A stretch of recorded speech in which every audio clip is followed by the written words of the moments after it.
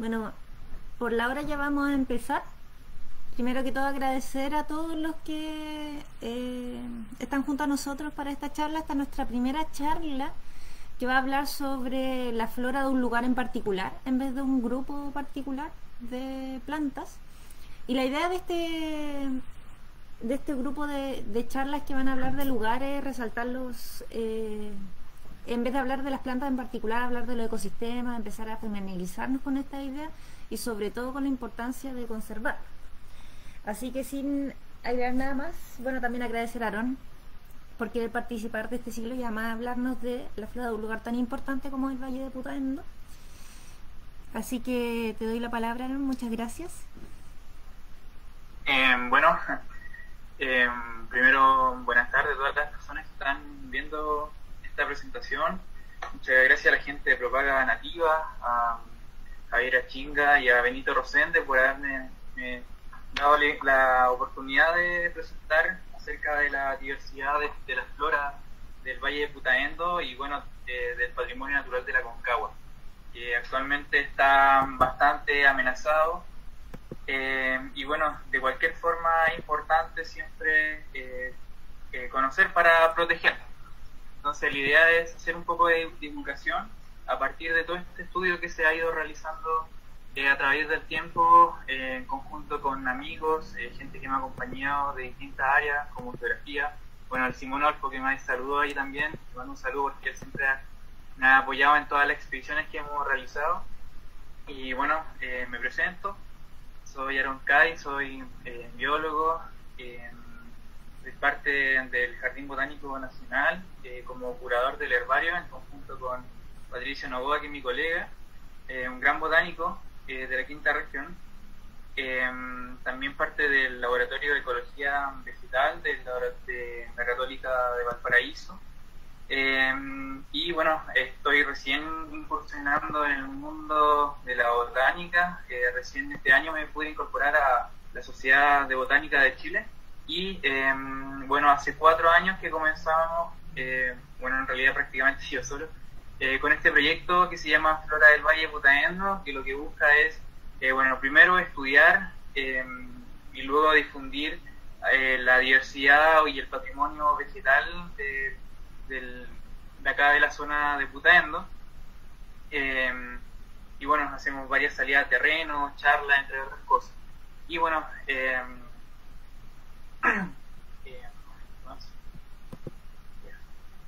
y bueno, esta charla se llama Flora del Valle de Putaendo, Patrimonio Natural de la Concagua bajo amenaza. Y la idea no solo es hablar del Valle de Putaendo propiamente tal, sino que también hacer un poco de referencia hacia el resto del valle, porque bueno, es una zona que a pesar de que está muy cerca de Santiago, ha sido muy poco estudiada. A pesar de que muchos botánicos pasaron por esta zona, como por ejemplo Filippi, bueno, pasó Claudio Gay, pasó Darwin incluso por esta zona, pero no ha recibido tal importancia como sí ha sucedido, como por ejemplo en la Cuenca de Santiago, donde hay un libro que reúne toda esta información. Bueno, como esta es una charla de flora, quisiera hacer algunos alcances acerca de conceptos muy básicos, pensando en que el público que está viendo esto no tiene este conocimiento en general. Vamos a hablar de especies que son nativas, endémicas e introducidas. En realidad me voy a enfocar más que nada en las especies que son nativas y endémicas. Pero ¿qué significa todo esto? Bueno, en el caso de las plantas, o en realidad de cualquier organismo, llamamos una especie que es nativa a cualquier organismo que ha evolucionado y que tiene una distribución natural en un territorio y que se comparte esa distribución con distintas áreas, como por ejemplo podemos ver el algarrobo, que es un árbol nativo de Chile, pero que además está presente en Argentina, en Bolivia y en Perú. Y su distribución natural incluye todas estas áreas. En comparación a una especie que es endémica, como podemos verla en el punto verde, tenemos a la Stromeria spadulata, más conocida como el lirio de cordillera, que es una especie exclusivamente de Chile. Su distribución es mucho más acotada que una especie nativa. y no está compartida con el resto de los territorios. Y bueno, ahí nace justamente la importancia de conservar estas especies, porque como al tener una especie, o sea, una distribución tan restringida, si se extingue en esta zona, se extingue para el mundo entero, en comparación a otras especies que son introducidas, como por ejemplo el diente de león, que podemos verlo en los puntos rojos, tiene una distribución muy amplia. Su distribución natural o original es la cuenca del Mediterráneo y partes de Asia, y producto de la misma actividad humana, ya sea voluntaria o involuntariamente, se ha distribuido y dispersado a lo largo del mundo, afectando de alguna manera la distribución de las especies que son nativas y sobre todo endémicas.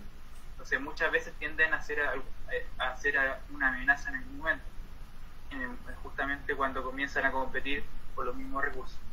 Bueno, aquí también existe otro concepto que es flora y vegetación. En general la gente que no trabaja con estos conceptos tiende a utilizarlo de forma indistinta. Flora se refiere a cada una de las especies que habitan un lugar, es decir, simplemente como un listado de cada una de las especies, como por ejemplo aquí podemos ver un maqui, podemos ver el peumo, maitén. Todas esas plantas conforman la flora de un territorio, es decir, el número de especies. Y la vegetación en realidad es la arquitectura que tiene esta flora. En este caso, la mayor parte de las especies que habitan donde podemos ver esta imagen, son especies leñosas de tipo arbóreas. Por lo tanto, se dice que esa vegetación es un bosque, pero además existe lo que se llama el concepto de formación vegetacional, y tiene que ver justamente con la respuesta que tienen esta vegetación a las condiciones ambientales. Por ejemplo, en los sitios de tipo mediterráneo, como es Chile central, estas especies tienden a tener una hoja mucho más dura, por lo tanto, estos árboles tienen la hoja esclerófila, y a esa formación vegetacional se le llama bosque esclerófilo. Bueno, acá podemos ver una ladera exposición norte, donde está dominada principalmente por maravilla del campo, que es provincia frutífera, el quisco, son especies suculentas, el chagual, son especies que están muy adaptadas a condiciones de sequedad extrema. Cada una de estas plantas conforma las flores, el número de especies, o sea, las especies del lugar, y la vegetación en este caso es un matorral porque está dominada por especies de tipo arbustiva. Y la formación vegetacional en este caso es un matorral espinescente, bueno, es una de las categorías que puede recibir, principalmente porque son arbustos y tienen espinas. Bueno, en el contexto general de la flora de Chile, la verdad es que la flora de Chile es bastante particular, tiene muy pocas especies, unas 5.000 especies, en comparación a otros restos de Sudamérica, donde la flora es mucho mayor, 30.000 especies incluso, en las zonas más tropicales. Pero Chile tiene un reducido número de especies. Sin embargo, tiene un alto grado de endemismo. No sé si, bueno, yo creo que muchas personas que están escuchando ahora escucharon en algún momento en la clase de historia natural, o sea, de ciencias naturales, que Chile es una isla biogeográfica. ¿Cómo es posible de que Chile sea una isla siendo que es parte de un territorio continental? Bueno, se refiere a que el territorio chileno está de alguna manera flanqueado o aislado producto de barreras geográficas importantes. La más importante corresponde a la cordillera de los Andes, que cruza desde Colombia, Venezuela, Colombia, pasando por Ecuador, Perú, y se ensancha en esta parte de Bolivia, la parte del altiplano, y sigue por el lado este de Chile hasta la zona austral, llegando incluso a tener más de 6.000 metros, sobre todo en el norte de Chile. En la parte de Chile central generalmente tiene un promedio de 4.000 metros, y hacia el sur no pasa de los 2.000 metros. Esta es una gran barrera que impide el movimiento o el intercambio genético de un lado a otro de la cordillera. Por otro lado tenemos el Océano Pacífico, y hacia el norte tenemos el desierto más árido del mundo, que es el desierto de Atacama, y hacia el sur tenemos el mar y también la Antártida. Entonces, de alguna forma, los organismos que están presentes en este territorio evolucionaron de forma aislada del resto de Sudamérica, y bueno, cordillera se formó más o menos en el Pliego Pleistoceno, entre 5 millones de años a 11.000 años atrás, y terminó por aislar la vegetación de un lado de la cordillera. Y además formando lo que se llama la diagonal árida de Sudamérica, esto debido a lo que se llama la sombra de lluvia, como podemos ver aquí abajo. Los vientos húmedos que vienen del Atlántico se mueven en esta dirección hacia la selva amazónica y descargan su agua en esta vertiente atlántica de la cordillera, impidiendo que pase de alguna manera las nubes cargadas de agua hacia el otro lado de la cordillera, porque es una cordillera muy alta y que forma una verdadera barrera para el ingreso de estos frentes de mal tiempo. Y por otro lado tenemos los vientos húmedos que se desarrollan en el Pacífico, y de la misma forma descargan el contenido de agua, o la mayor parte del contenido de agua, en la vertiente pacífica de la cordillera, impidiendo o dejando haciendo de que el aire húmedo se descargue la mayor parte en el lado chileno, en el caso de los vientos húmedos del Pacífico, y pasando a ser un aire totalmente seco hacia el otro lado de la cordillera. Entonces, debido a esto, se forma la diagonal árida de Sudamérica, y aísla de alguna manera la vegetación de un lado y otro lado de la cordillera. Bueno, la extensión del clima, Chile se caracteriza porque tiene un clima mediterráneo en toda la parte del centro de Chile, más o menos entre los 30 y 38 grados de latitud, entre Ovalle y un poco más hacia el sur de Concepción. Bueno, hay varios autores que dicen una entre otra cosa.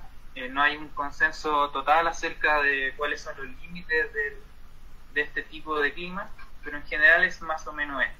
Y bueno, este clima se caracteriza porque tiene veranos que son muy cálidos, secos y además muy prolongados, hasta 9 meses incluso, o más. Y también los inviernos son bastante fríos, lluviosos y bastante cortos. Por lo tanto, esta zona se encuentra bajo una escasez hídrica que es prolongada durante el verano. Bueno, hay especies que tienen una amplia distribución justamente en este tipo de clima. Una de ellas es el quillay, que es la Quillaja saponaria, una especie endémica de Chile. Bueno, este tipo de clima no es exclusivo de Chile, está en 5 lugares del planeta, en la cuenca mediterránea, de cual deriva su nombre, el clima mediterráneo, en el suroeste de Australia, el sur de Sudáfrica, California y Chile central. Y bueno, justamente coincide que estas 5 áreas del planeta donde está el tipo de clima mediterráneo, existe el bosque esclerófilo, que ya lo vamos a explicar, y además pertenecen a las 35 áreas prioritarias para la conservación de la biodiversidad. Estas son áreas que han perdido más del 75% de su vegetación natural, producto de las actividades humanas principalmente, y además justamente en estas áreas se concentra más de 1.500 especies de plantas que son endémicas, es decir, son exclusivas de estos territorios, y como dije, si se extinguen estas tierras, se extinguen para el mundo entero, por lo tanto son prioritarias para la conservación de la biodiversidad. Bueno, además de que cerca del 45% de las especies de vertebrados terrestres, incluyendo mamíferos, aves y reptiles, son endémicas de esta zona. Entonces, son áreas muy, muy importantes en términos biológicos. Bueno, ¿qué es el bosque esclerófilo? Bueno, la palabra lo dice, de alguna forma. Esclero significa duro y filo significa hoja. Bueno, debido a este clima tan particular, las plantas de alguna manera se han adaptado a vivir estas condiciones de sequedad. Una de las adaptaciones que han sufrido estas plantas, las hojas de las plantas tienen unas pequeñas perforaciones, unos poros debajo de la hoja generalmente, por donde ocurre el intercambio gaseoso. Entra el dióxido de carbono que está disuelto en el aire, se produce la fotosíntesis, y uno de los productos de la fotosíntesis son los azúcares que van a la planta, y se libera además oxígeno y agua.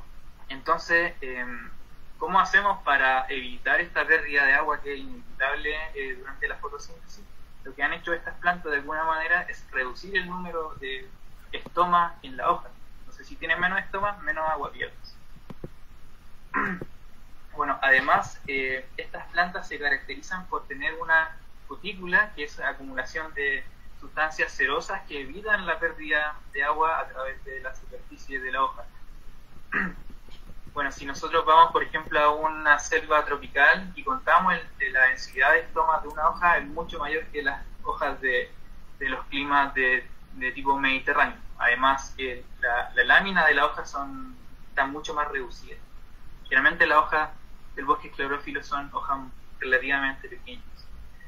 Y bueno, aquí podemos ver un peumo, es bastante lustroso y justamente se debe a esta capa de cera que cubre esta hoja. Bueno, y esta región, como dijimos, ha sufrido cambios importantes en la cobertura de su vegetación natural. Aquí podemos ver una ilustración que muestra bastante bien. Desde 1550 las áreas verdes corresponden al bosque nativo y las áreas amarillas corresponden a praderas y matorrales, y 500 años después se puede ver que todas estas áreas han sido reemplazadas por cultivos agrícolas principalmente. En el caso del bosque esclerófilo se dice de que actualmente existe cerca del 3% del bosque esclerófilo original. Y esto es producto simplemente del cambio de uso de suelo y fragmentación del paisaje. Bueno, este es un trabajo que muestra el patrón de distribución de la diversidad de Chile en cuanto a plantas vasculares. Podemos encontrar de que estas escalas son los grados de latitud y estas barras muestran el número de especies en cada uno sobre.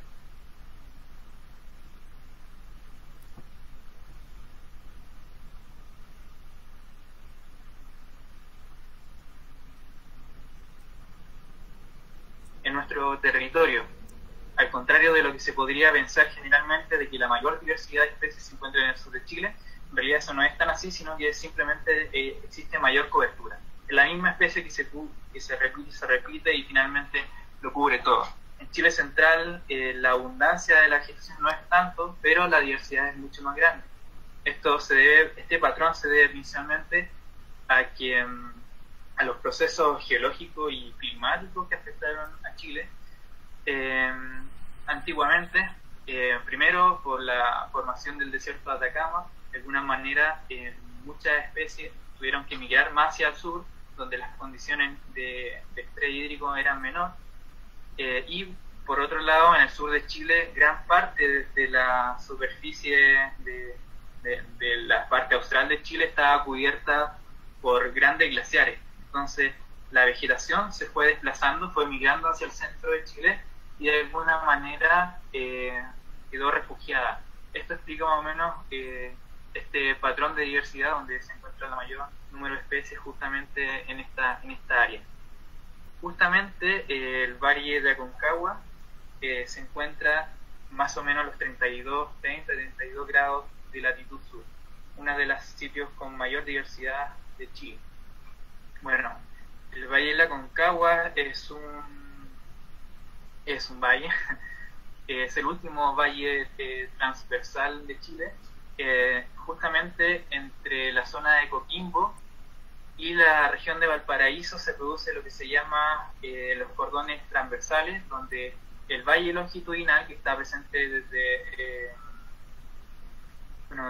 la región metropolitana hacia el sur, que va entre ambas cordilleras, la cordillera Costa y la cordillera de los Andes. En esta zona se ve interrumpida por una serie de montañas y que generan, finalmente, es muy difícil distinguir dónde está el Valle Central por todo de la depresión intermedia, porque está lleno de montañas. El Valle de la Aconcagua o el río Aconcagua nace en el sector de Juncal y termina en la desembocadura en la zona de Concón, y es el río más importante de la región de Valparaíso en cuanto a la longitud, caudal, y bueno, porque además abastece a la mayor parte de las ciudades de esta región. Bueno, el valle de Aconcagua nace en el lugar que se llama Valle Juncal. Esta actualmente es un sitio Ramsar, una iniciativa de conservación privada, y esta zona contiene el glaciar blanco más grande que queda en la región de Valparaíso, y además es un glaciar de exposición norte, algo muy, muy raro. Y bueno, esta es lo que se llama la Vega de Nacimiento. Bueno, quisiera hablar un poco acerca de algunas especies o sitios importantes en cuanto a la botánica. Una de las especies que se encontró hace muy poco en el Valle Juncal y que es endémico de este sitio se llama Hibania juncalensis, una planta de la familia Brassicaceae, la misma familia del coliflor. Fue encontrada en el 2010 y fue colectada originalmente por Otto Zollner y descrita hace muy, muy poco. En 1973 fue colectada y un montón de años después fue identificada. Bueno, el género Hibania solamente está presente en Chile, es un género endémico que posee dos especies, una que está en Atacama y esta que está justamente en el Valle Juncal. Bueno, otra especie interesante de ver en este sitio es Marticorenia foliosa, una planta de la familia de la lechuga, la familia Asteraceae. Esta planta fue colectada por Filippi en la cordillera de Santiago en 1856 y fue catalogada como Leuqueria foliosa. Pero luego Jorge Crisi, en su revisión de este género, consideró de que en realidad no era una Leuqueria, sino que era un género totalmente nuevo. Este es un género actualmente monotípico, la única especie del género es esta, que es Marticorenia foliosa. Y bueno, se diferencia de Leuqueria porque tiene un hábito de tipo arbustivo y son hierbas totalmente perennes, o sea, son arbustos y además las hojas son siempre sesiles. Esta planta es muy rara, no es muy frecuente de encontrar y se pueden encontrar en sitios relativamente rocosos, refugiados entre las rocas. Bueno, otra especie interesante acá es la Alstroemeria spatulata, una especie que fue descrita por Karel Press en 1827. Y esta especie es endémica de Chile, entre la región de Valparaíso y O'Higgins. La presencia de esta especie en la cordillera de la región metropolitana aún no ha sido confirmada. Y bueno, ha sido confundida reiteradamente con Alstroemeria umbellata, que es muy, muy parecida, pero tiene este palo mucho más ancho, si no me equivoco. Y bueno, el sitio de distribución norte, el límite norte de distribución de esta especie es justamente en el Valle Putaendo.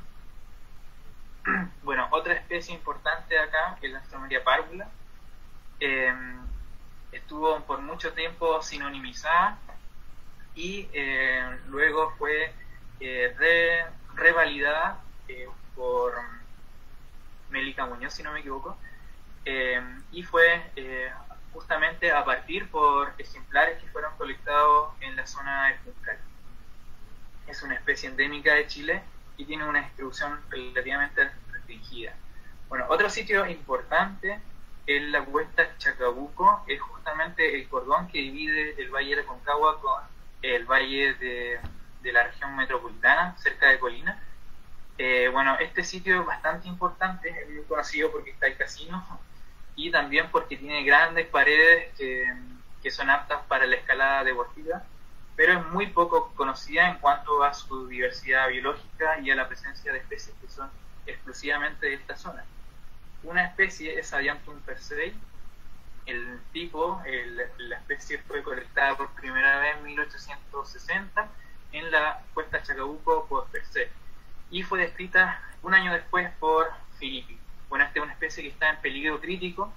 Se ha encontrado también en el Valle del Elqui, pero no hace mucho tiempo que no se vuelve a colectar en esa zona, entonces probablemente que restringía solamente al cordón de Chacabuco. Bueno, otra especie que es endémica de esta área corresponde a la Viola camaeris, una especie de la familia Violeaceae. y tiene este tipo de disposición de las hojas que son de tipo rosulada, que es muy característico de las violas presentes en Chile. Tiene unas flores muy bonitas, podría ser una planta ornamental perfectamente, y también el tipo fue colectada por el mismo autor, o sea, la misma persona que colectó el Adiantum anterior, la colectó también esta especie que fue descrita por Leibold en 1864. Bueno, esta especie también es endémica de la cuesta Chacabuco, y la última especie que fue descrita en esta zona corresponde al Alstroemeria piperata. Bueno, ahí sale hay que borrar eso.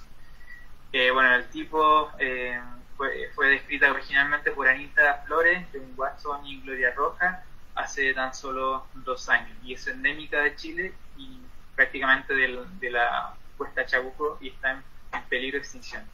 Bueno, según todos estos antecedentes, esta zona de la costa Chacabuco debería ser un área prioritaria para la conservación de la biodiversidad. Otro sitio que quisiera resaltar es la parte de Catemu, con la cordillera del Melón.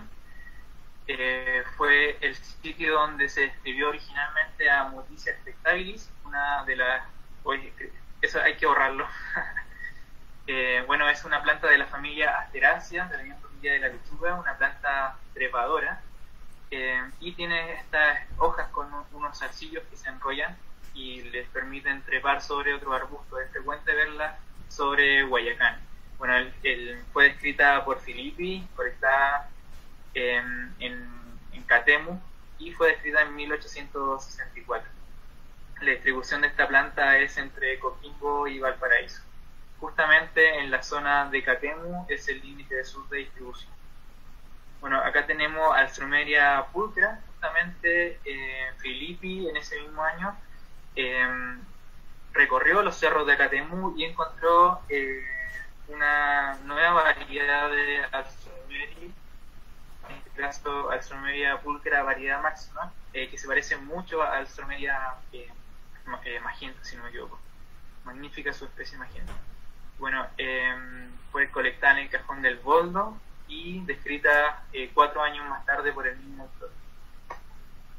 Bueno, 100 años después, Otto Zollner visita la zona de la cordillera del Melón, por la parte de Catemu, donde se encuentra el cerro llamado Cerro El Caqui, y colecta esta muestra de plantas, y que fue recién el año 2010, por Alison Davis, fue descrita, y fue, bueno, el nombre ahora es actual, es Quietantera glandulosa variedad gracil. Bueno, esta planta es endémica de la cordillera del Melón y también ha sido colectado en Putaendo, en el Cerro del Tabaco.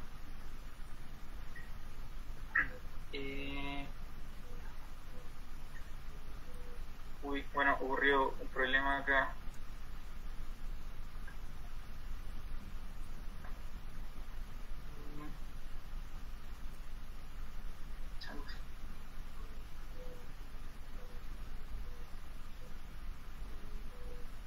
No funcionó la cuestión esta.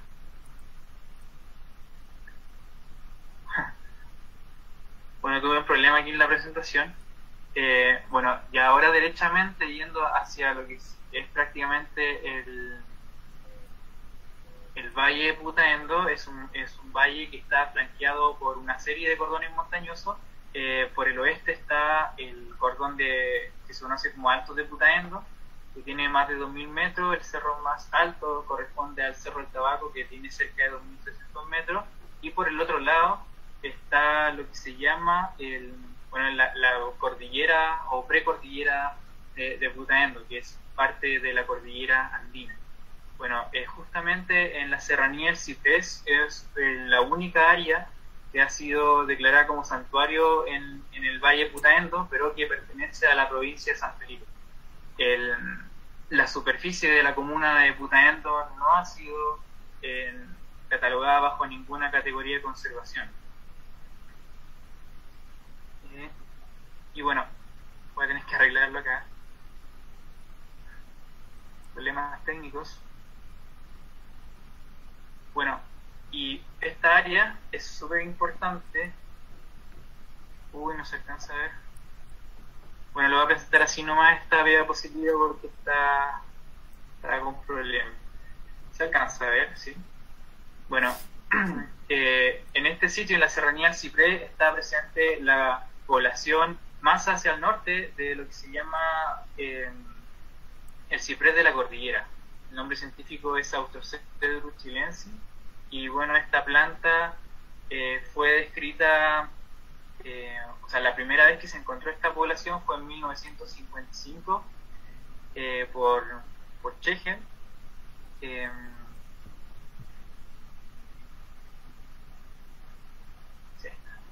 Schlegel. Y bueno, contiene los individuos más antiguos o más longevos de la especie. Se han hecho algunos estudios dentro cronológicos, se sacan anillos o tarugos de madera, se le han contado los anillos y hay individuos de más de 1430 años. Y bueno, esta especie presenta poblaciones que están disyuntas. La población más cercana a la que está en la Serranía del Ciprés corresponde a la que está en el sur de Río Clarillo, en la región metropolitana. Bueno, otra especie interesante en esta zona corresponde a Auricia serpilifolia, una especie de plantaginácea, y en esta zona justamente tiene el límite norte de distribución también. Es una especie muy poco común. Bueno, además, en la Serranía del Ciprés se presenta la única población de aquí del valle donde está presente la puya cerúlea, que es una especie de chagual, o se le llama chagualillo, que tiene estas flores de color morado muy, bueno, podría ser una especie totalmente ornamental. Bueno, aquí también tenemos a Solaria myrsoides, que vendría siendo una especie también muy poco frecuente y que está presente en este sitio. A ver, ojalá que se pueda ver esto. Ya, bueno. También en las áreas aledañas, que se llama la Serranía del Ciprés, tenemos en el mismo cordón del Alto de Putaendo, tenemos la quebrada de Herrera, donde una de las especies más importantes, debido a que está en peligro crítico, corresponde a Avellanita bustillosa. Bueno, Avellanita bustillosa es un género, Avellanita, de la familia Euphorbiaceae. Es la única especie representante del género Avellanita y fue colectada originalmente por Bustillo en la provincia de Colchagua en 1863 y luego descrita en 1864. Bueno, esta especie en 1910 fue colectada en el Marga Marga, en la quinta región, pero debido a que nunca más se volvió a encontrar esta población, se considerada extinta para la región de Valparaíso. Y bueno, tuvimos la suerte de encontrar dos poblaciones de esta especie creciendo justamente en Quebrada Herrera y Quebrada de Granal, que es un poco más hacia el norte. Bueno, esta especie se encuentra en peligro crítico de conservación. Tiene semillas que son comestibles, tienen sabor a avellana, por eso se le llama avellanita. Y además, muchas de las especies de la familia Euphorbiaceae tienden a tener un látex que es tóxico, pero en el caso del género avellanita no tiene ese látex y tiende a ser palatable por el ganado. Por lo tanto, en esta zona, como es una zona ganadera, se encuentra muy amenazada justamente por la ganadería, ya sea por cabra o por las vacas. Bueno, además en esta zona se encuentra el límite norte de distribución de Scalonia alpina, variedad carmelitana, una planta de la familia Scalonaceae. Crece sobre los 1900 metros en esta zona. Es un arbusto muy pequeño. Y la distribución es justamente desde Putaendo hacia el sur, hasta Magallanes. Tiene una distribución bastante amplia. Una de las otras especies interesantes en esta zona es Calceolaria glandulosa, la subespecie alicahuensis. Bueno, esta plantita fue descrita originalmente en la zona de Alicahue, que está un poco más hacia el norte de Putaendo, cerca de este lugar. Fue descrita por Melica Muñoz como Calceolaria alicahuensis, pero después fue traspasada a Calceolaria glandulosa y quedó como una subespecie por Earhart el año 2000. Bueno, esas son sus flores. Se caracteriza porque, bueno, tiene glándulas por todo el tallo, las hojas, incluido las flores, y además presenta una coloración de color púrpura. Y es súper interesante que en el Valle de Putaendo estas flores tienden a ser de este color, entre púrpura y también como degradada hacia el blanco. Bueno, otra de las cosas interesantes en los altos de Putaendo es que hay poblaciones de Eriocice aurata, un cactus globoso, el cactus globoso más grande de Chile. Pueden llegar a tener un diámetro incluso de hasta 1 metro, conocidos como sandillón o asiento de la suegra. Ahí podemos ver una población bastante importante, formando una especie como de matorral de cactus. Y bueno, ahí están mis amigos en las excursiones, y se puede ver el tamaño de los cactus que están presentes en esta zona. Fue descrito originalmente por Buckeberg en 1936, o sea, por Pfeiffer en 1847, como Echinocactus auratus, y después traspasada a Eriocice propiamente tal en 1936. Bueno, esta es una especie endémica de Chile y se encuentra entre Atacama a la región metropolitana, especialmente en la zona andina, y se encuentra vulnerable a la extinción. Bueno, hay otro hito geográfico acá en Putaendo conocido como el Cerro Orolonco, o Cabeza de Águila.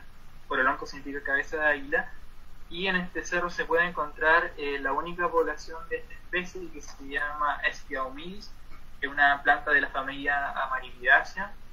Originalmente fue descrita por Filippi como Hiatus humilis en los cerros de Renca. Crece principalmente asociada a los bosques de roble, de Nothofagus macrocarpa, pero en la zona de Putaendo no tenemos presente esa especie, no hay roble. Probablemente sí lo hubieron hace miles de años, y quedaron estas poblaciones de Hestia humilis creciendo de forma remanente o relicta en la cumbre de este cerro. Es una especie muy extraña y pertenece a un género que es endémico y monotípico. Bueno, además en esta zona del Valle de Putaendo está presente una cactácea que se llama Eriocice coimacensis. Fue descrita originalmente por Ritter en 1963, y el año pasado recién fue catalogada como una especie, porque originalmente había sido considerada como Neoporteria coimacensis. Después pasó a ser una subespecie de Eriocice senilis, y actualmente pertenece, o sea, este es el nombre ya, esperemos que definitivo, Eriocice coimacensis. Una planta que tiene una distribución muy restringida, justamente entre la zona de Putaendo hasta Yayay, y en algunas partes de Montenegro, que es parte de la región metropolitana. Bueno, esta planta se caracteriza porque tiene flores tubulares, incluso hasta de 10 centímetros de largo, y es polinizada principalmente por picaflores, el Patagona giga, que es el picaflor gigante, y tiene lo que se llama el típico síndrome de polinización por ornitofilia. Son flores tubulares que producen mucho néctar y tienen estos colores rojizos. Y bueno, esta especie se encuentra en peligro crítico, a pesar de que no ha sido catalogada oficialmente. Ahora tuvimos la oportunidad de poder clasificarla, y ojalá que sea, o sea, en este último proceso de clasificación de especies según su categoría de conservación. Y ojalá que sea aceptada nuestra propuesta de conservación. Bueno, la cordillera de Putaendo presenta ecosistemas que son bastante variados. Tenemos en esta zona la parte más baja de lo que se llama el estero del Chalaco, que es un estero de tipo cordillerano, nace a los 3.500 metros más o menos, casi 4.000 metros, y que llega hasta el lugar que se llama Resguardo de los Patos, donde se junta con el río El Rocín y da origen al río Putaendo. Bueno, el estero del Chalaco presenta una vegetación bastante variada. A los 1.200 metros existe lo que se llama el bosque esclerófilo subandino, dominado principalmente por especies como quillay, maitén y especies de escalonia microidea. Más hacia arriba podemos encontrar árboles como por ejemplo el cángel, que es la Cajinecchia angustifolia, también conocido como lilillo de cordillera, una especie que se encuentra casi amenazada, producto de que sus poblaciones han disminuido bastante debido a la corta, a la tala para producción de leña, de carbón, y además como tiene hojas que son tóxicas, muchas veces el ganado, como las cabras o las ovejas, se comen estas plantas durante la época estival, donde cuando ya no queda mucha vegetación, ¿no? Tienden a comerse estas plantas y mueren intoxicadas. Entonces muchos arrieros van y cortan estas plantas para que sus animales no la consuman y se mueran. Bueno, sobre los 2000 metros podemos encontrar una vegetación ya andina propiamente tal, dominada por Junelia spatulata, una planta de la familia Verbenácea, y que en esta zona generalmente en diciembre se produce como una especie de desierto florido, una floración en masa de varias especies, como por ejemplo el chupiraga, varias especies de bácaris, conocidos como romerillos, y que dan un aspecto como desierto florido. También podemos encontrar el matorral andino de especies de yaretas, como por ejemplo Azorella prolífera, antes conocida como Mulinum espinoso, o conocido vulgarmente como neneo. Podemos encontrar pequeños riachuelos rodeados por especies del género Senecio, y más arriba, ya llegando a los 3000 metros, podemos encontrar formaciones de yareta, en este caso Azorella madrepoita. Y un poco más arriba, ya cuando en el límite de la vegetación, se produce lo que se llama desiertos de altura, donde tienden a haber especies en cojín y plantas herbáceas. Esta zona se caracteriza porque hay poblaciones de guanaco. Y bueno, la cordillera de Putaendo en general conserva las poblaciones de guanaco mejor conservadas, debido a que presentan números bastante altos, como podemos ver tropillas incluso de hasta 40 individuos o más. Bueno, la otra zona es el río Hidalgo. Toda esta zona presenta vegetación principalmente dominada por especies andinas como del género berberis, como Berberis empetifolia, que son arbustos espinosos, y además por especies de maqui enano. En algún momento fueron considerados como Aristotelia andina.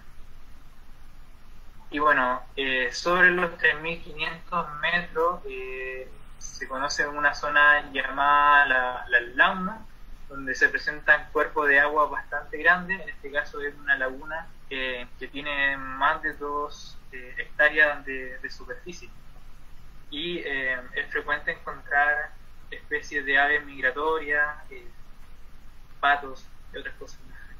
Y es un sitio bastante importante, sobre todo para la fauna, producto de que se abastecen de agua en esta zona que es bastante árida.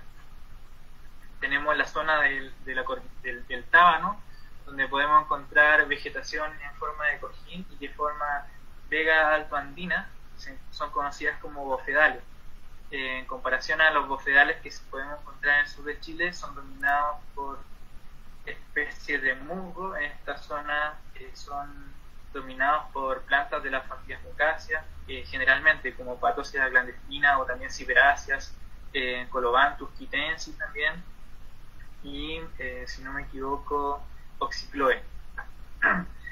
Tenemos la zona del río Tambillo, que es esta parte de acá, es casi en el límite con Argentina. Podemos encontrar una vegetación dominada principalmente por plantas como chupiraga, son arbustos andinos muy típicos, que tienen una cobertura casi del 100% en algunas zonas. Bueno, justamente en este sitio podemos encontrar, no tengo fotos de la planta, pero una especie que se llama Geltianella multicauli, que es una especie que no estaba considerada para la región de Valparaíso. Tenemos la zona de los bofedales del Chilón, que es una de las cabeceras del río del Rocín, donde podemos encontrar estos bofedales que contrastan con las tierras de colores que flanquean este valle. Esto está más o menos a los 3.500 metros y esta agua que está acá nace a partir de glaciares de roca. Son cuerpos de sedimento que tienen hielo en su interior, que son prácticamente la reserva de agua que tenemos en la cordillera de Putaendo. Podemos ver los suelos que son de este color, con bastante mineral. Bueno, en esta cordillera, junto a Patricio Nova, hemos encontrado cosas bastante importantes, como por ejemplo 32 especies que son nuevas para la región de Valparaíso. Antes estaban considerados o hacia el norte o hacia el sur, o simplemente no estaban considerados en ninguna de estas zonas. Y encontramos además 6 nuevos límites de distribución de plantas, y nuevos límites norte de distribución, y nuevos límites de distribución sur de 5 especies. Y bueno, encontramos además 3 especies que están en la sinonimia y que deberían ser rehabilitadas. Una de estas plantas que hemos encontrado que corresponde al límite sur de distribución es Maigueniosis glomerata, que es un cactus que crece en forma de cojín. La encontramos solamente en puro lugar. La verdad es que es bastante rara de ver, y se encuentra también en la zona aledaña en Argentina, en la provincia de San Juan. También pudimos encontrar el límite norte de distribución de Esquinus cauceri, que es una planta de la familia del molle, pero es cordillerano principalmente, y se caracteriza porque las hojas son pubescentes, son peluditas. También está Eritrante de presa, la variedad de presa, que son también conocidos como placa o berro. Habitaba principalmente en la región de Coquimbo, Atacama, hacia el norte hasta la región de Antofagasta, pero aquí podemos encontrar el nuevo límite sur de distribución, que fue anteriormente mencionado por Gajardo y Luber cuando hicieron el levantamiento de la vegetación de esta zona. Y bueno, Blengnum microphyllum, que es un tipo de helecho que es generalmente del sur, se puede encontrar en las zonas cordilleranas principalmente, y aquí podemos encontrar el nuevo límite norte de distribución. Había sido considerado para la región metropolitana, cerca de Río Clarillo, y también se encontró hace muy poco unas poblaciones en la parte del Cerro del Tabaco, en la serranía Ciprés. Pero finalmente este es el límite norte de distribución de esta especie. Bueno, ¿cuáles son las principales amenazas para la vegetación y la flora del Valle de Aconcagua? Principalmente la expansión de la agricultura industrial, la ganadería, la expansión urbana, la minería, extracción de hilo, extracción de madera y carbón. Bueno, podemos ver de que uno de los grandes problemas de la zona de la Aconcagua es una gran pérdida de superficie y de biodiversidad producto de la expansión de los monocultivos de palma. Bueno, esta es una ladera de exposición norte donde dominaban principalmente especies de cactácea, como Quinoxi quiloensis o especie de quiloensis, y Puya alpestri, con presencia además de Eriophysia purutina, que es una especie vulnerable, guayacán, entre otras cosas. Y además, justamente en este cerro era donde estaba la población tipo de esta especie, que es Eriophysia purutina, la variedad concagüense, que se caracteriza porque los tépalos son de color amarillo limón. Y justamente fueron destruidas estas poblaciones de una planta que debería ser considerada en peligro crítico porque es endémica de acá de la zona de la Aconcagua. Otra gran amenaza para la zona es la instalación de un proyecto megaminero justamente en la cuenca del río Rocín. Esto de acá es el río Rocín, que es el mayor tributario del río Putaendo. Prácticamente toda la cuenca de Putaendo depende del agua que pasa por acá, y podemos ver de que es relativamente poco. Y esta minera se está instalando justo en medio de esta zona. Bueno, Vizcachita Holding es una empresa que ha sido sancionada en 3 oportunidades por la Superintendencia del Medio Ambiente por trabajar sin resolución de calificación ambiental, que es como el permiso de circulación, entre comillas, por haber destruido 6,7 hectáreas de bosque nativo con presencia de especies endémicas como el frángil, que está en categoría de conservación, o especies como el sandillón. Y bueno, además este es un lugar que se presentan cerca de 22 especies de animales que están en alguna categoría de conservación.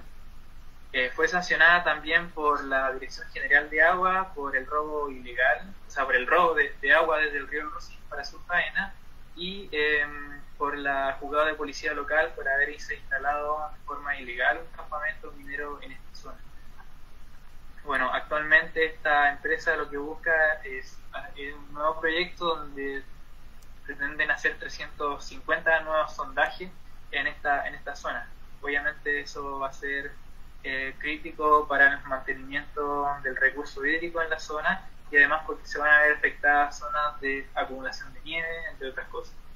Y bueno, pérdida de biodiversidad en una zona que debería ser considerada como sitio prioritario para la conservación de la biodiversidad, como fue lo que dijo los informes de CONAF, porque existía cerca del 47% de las especies que habitaban esta zona eran endémicas. Bueno, en la zona de Juncal también hay otro proyecto minero, a pesar de que es una zona que está declarada como sitio Ramsar. En la zona aledaña también se está instalando un proyecto minero conocido como Nutex Expa, que es de una transnacional, si no me equivoco, canadiense. Entonces toda la zona está afectada de alguna manera, o ya sea por los cultivos industriales de palto o de parra para uva, y también por la megaminería. Bueno, además nosotros somos parte de un movimiento que se llama Vecinos Movimiento por el Valle de Putaendo. Estamos asociados a una defensoría legal que se llama ISADI, y bueno, esto es el patrón para poder, si es que alguien quiere colaborar con la causa, puede hacer, como entre comillas, los depósitos para seguir poniendo acciones legales. Bueno, eso, muchas gracias. Muchas gracias, Aaron, por tu muy muy interesante y linda charla, y sobre todo por el tan detallado recorrido que nos hiciste por estas cordilleras, por todos los descubrimientos que hicieron junto con el Patricio Nova, y por ponernos al tanto. Te voy a leer las preguntas que han llegado hasta ahora. Por mientras, las personas pueden seguir poniendo preguntas en el chat y nosotros se las vamos a ir leyendo, Aaron, para que las vaya respondiendo en orden de llegada. Entonces, la primera pregunta es de Marisol Oporto, que pregunta si el quillay dejó de ser endémico. Se supone que encontraron ejemplares en una parte de Argentina. Sí, o sea, yo también tengo la misma duda, porque no... O sea, el problema es, creo yo, que tiene el catálogo de la flora vascular de Chile, es que no cita los ejemplares de herbario. Entonces no sé exactamente si es que, o sea, según el catálogo ya no es endémico, pero no sé cuál será el ejemplar que habrán encontrado, la verdad. Ya. Blanca Bob pregunta, ¿han trabajado con polilepis de altura? No, acá en la zona no hay presente, no hay polilepis, ¿no?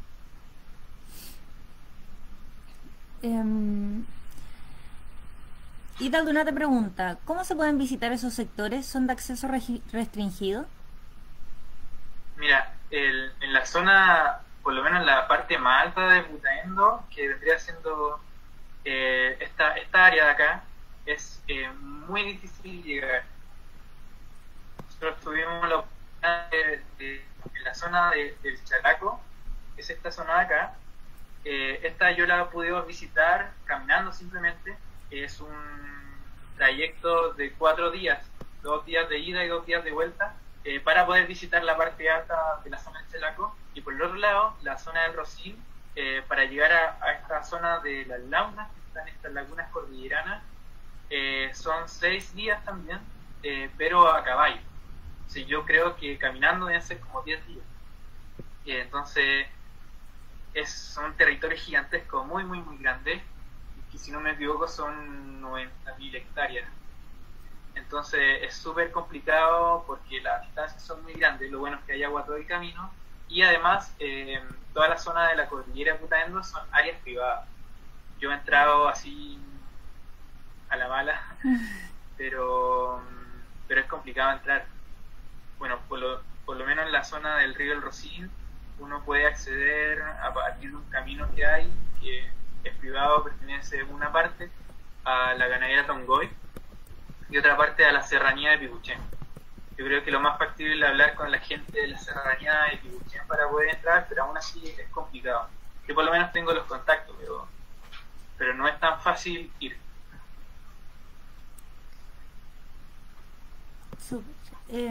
La siguiente pregunta es: hola Aaron, muy interesante charla, gracias. Una duda: ¿las especies con amplia distribución como el quillay u otras que mencioné antes tienen adaptaciones a la zona específica? Por ejemplo, mientras más al sur, más se toma esa misma especie u otras adaptaciones. No, exactamente, no sé qué pasa sí, o sea, cómo varía la densidad de estoma de una especie en distintas localidades, ni idea, no sé cómo puede ser.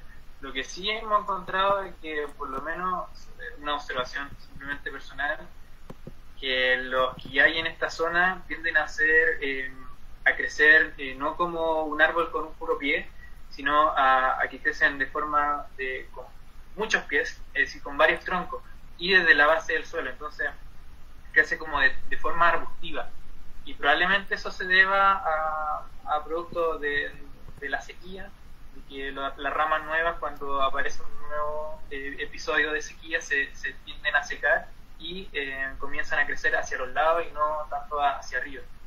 Esa es como una adaptación, como que podemos ver quillayes que tienen forma más de arbusto más que un árbol propiamente tal. Pero nada más que eso, no ni idea acerca de los estones. Super. Pitillo Muebles pregunta: ¿ustedes propagan esas especies? La idea sería propagar, ahora ahora pretendo propagar, ¿cómo se llama? El guayacán y algarrobo, porque son especies que acá por lo menos están muy bien adaptadas a las condiciones. Yo creo que el algarrobo incluso es más resistente a la sequía que el quillay, y por eso lo vamos a propagar, pero está muy incipiente esa propagación. Todavía no hemos hecho el trabajo. Super. Daniel Reid pregunta: ¿qué tan grave es el daño por erosión y por pérdida de biodiversidad en las cordilleras de la zona debido a la ganadería extensiva de veranadas? Mira, yo creo que la zona que ha sido más afectada en cuanto a ganadería, no sé si tanto en la cordillera, yo creo que más en las partes más bajas se puede ver quizás la erosión mucho más. Bueno, tengo una foto, no me acuerdo dónde está, donde se pueden ver como paisajes como estos, donde corresponden a estepas dominadas por espinos. Generalmente probablemente fueron bosques esclerófilos que después fueron de alguna manera colonizados por espinos, pero así como el daño cuantitativo no lo sé. Super. Helga nos pregunta: ¿cómo es posible que una especie pueda tener ejemplares tóxicos y otro no, como Euphorbia?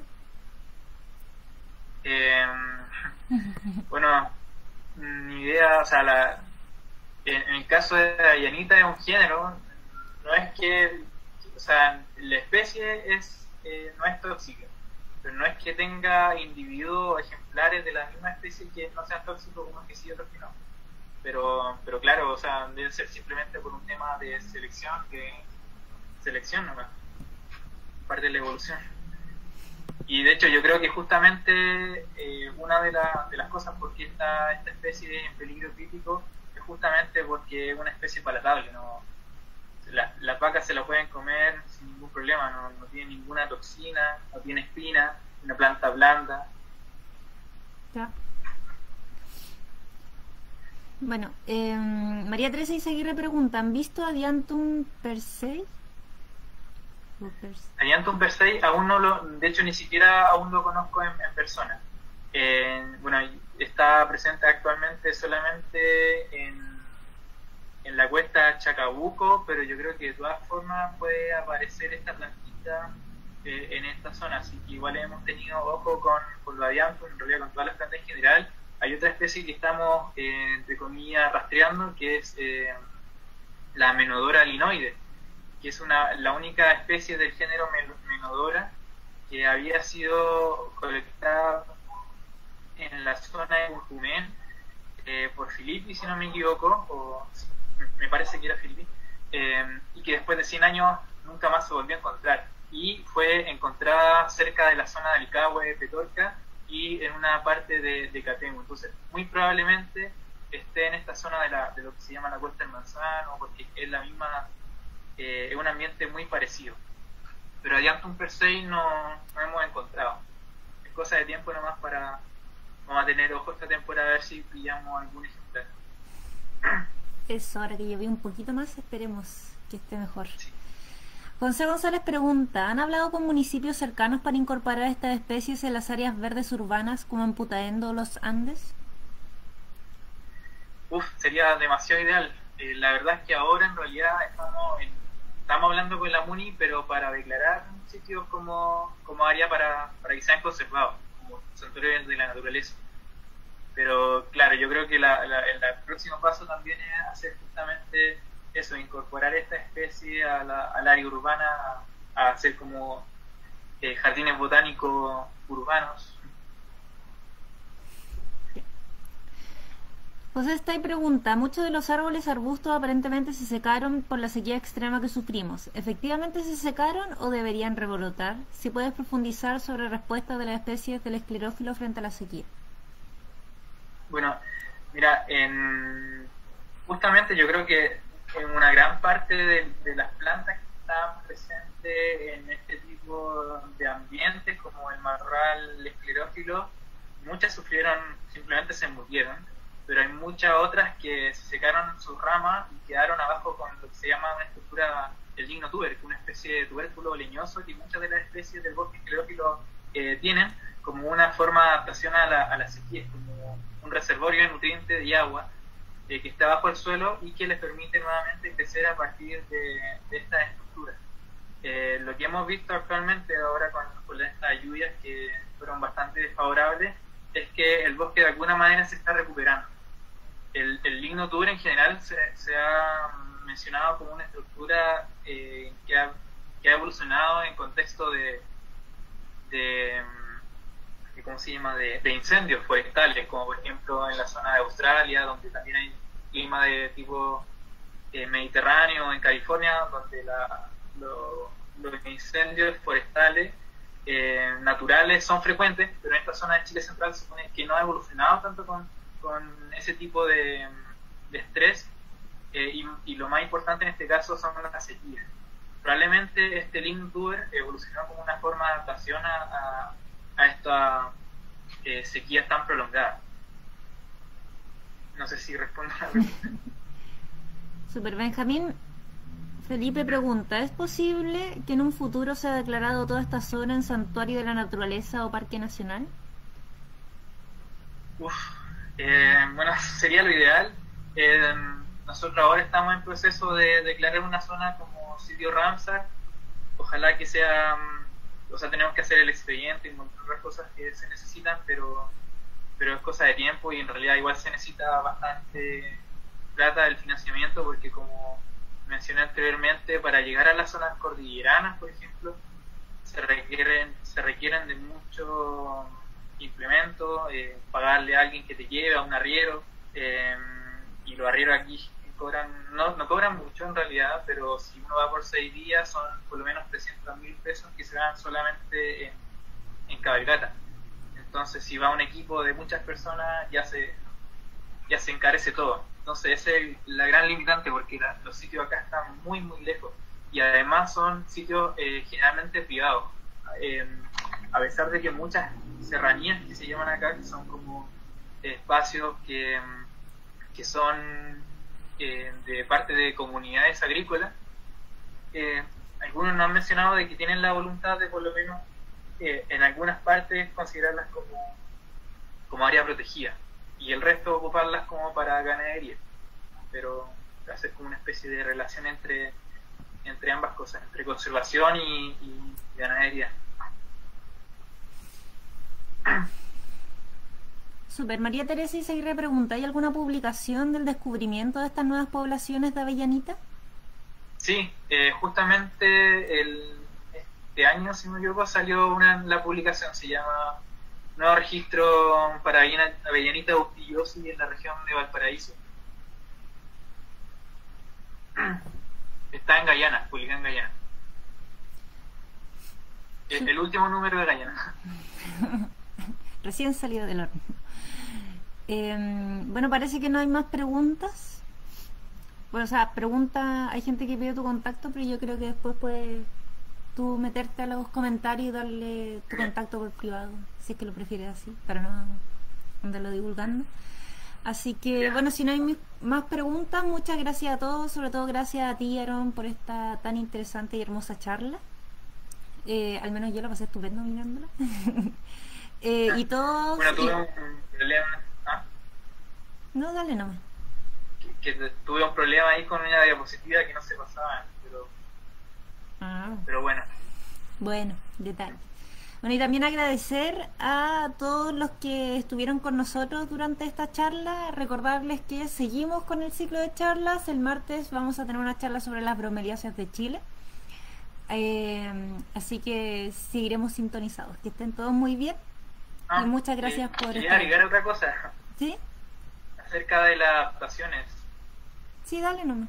De que, bueno, también acá hay presente lo que se llaman arbustos deciduos de verano, que son arbustos que tienen hojas que se pierden durante el verano, como había mencionado anteriormente, con la superficie de la hoja se pierde mucha agua. Entonces, una de las soluciones que han tenido estas plantas es, bueno, una cosa es reducir la hoja, pero además eliminar la hoja. Entonces muchas veces podemos ver el cerro en los veranos, en las estaciones más calurosas, y se ve totalmente seco. Por ejemplo, vemos los tebos o los taigüen sin hoja. En realidad es una adaptación que han tenido estas plantas para evitar la pérdida de agua, simplemente eliminando la hoja. Y estas plantas, luego de las primeras lluvias, comienzan a producir nuevamente esta hoja y producen la fotosíntesis durante la estación más benigna, en este caso la primavera, y almacenan una gran cantidad de nutrientes generalmente y después terminan por botar la hoja para no perder esa agua que tienen almacenada en sus raíces, como típicas plantas que evolucionaron durante el terciario. Súper. Muchas gracias. Bueno, también por último recordarle a todos que las charlas quedan guardadas en nuestro perfil, por si alguno tuvo algún problema de conexión. Nosotros no tuvimos en particular, así que va a estar el video sin cortes disponible en nuestra página. Que estén todos muy bien. Chao.